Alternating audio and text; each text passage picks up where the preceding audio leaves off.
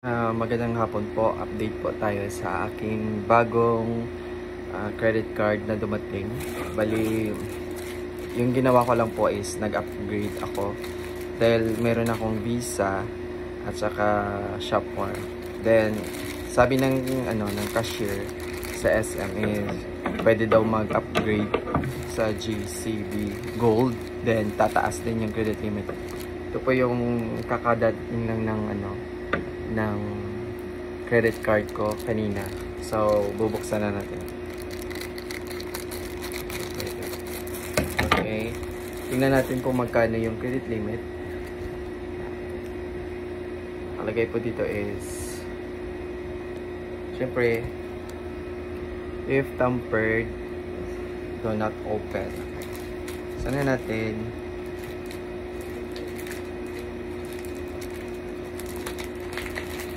dalawa na po kasi ako yung yung credit card ko sa BDO. So sabi niya i-upgrade ko daw. Okay. Upgrade ko sa JCB Gold.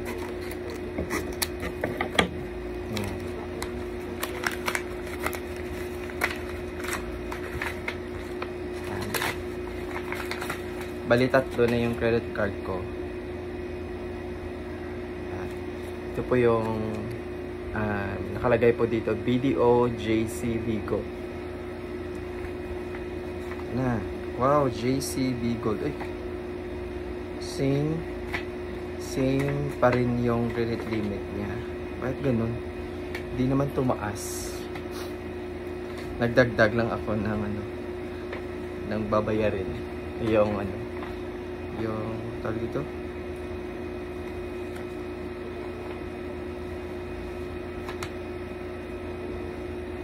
Ito na siya, JCB Gold. BDO JCB Gold. Ayan, JCB Gold BDO. Yung may pangalan siya na JCB. Kita tayo na. Ulit. Ayan, JCB Gold BDO.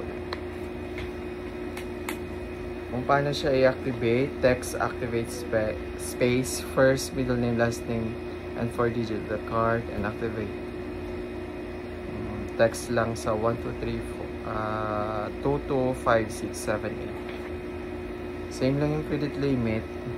Kung gusto mo mag-separate ng credit limit, tatawagan lang daw yung customer service para yun.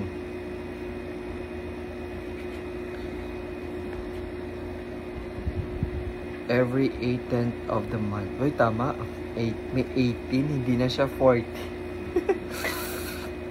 Every 25 days after statement date. Okay.